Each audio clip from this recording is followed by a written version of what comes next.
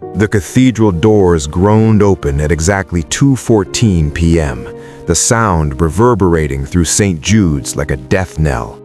Ethan Kwon stood in the entrance, every nerve in his body screaming that this was a trap.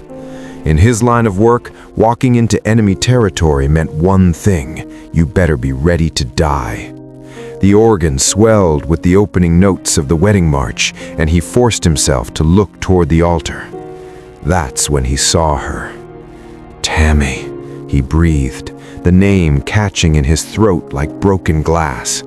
She stood bathed in candlelight, wrapped in white lace that curved over a body he'd memorized in the dark. But something was wrong. Her hand rested on a swollen belly. 7 months, maybe more.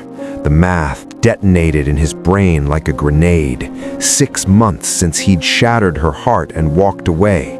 6 months since he'd convinced himself that leaving her was the only way to keep her alive. Time fractured.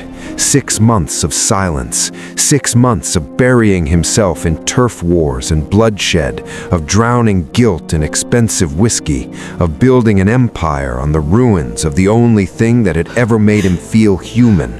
And now this, Tammy, pregnant and trembling, about to marry the man who wanted him dead. Stay or go, he muttered to himself, his tattooed knuckles white against the pew. You have 10 seconds to decide.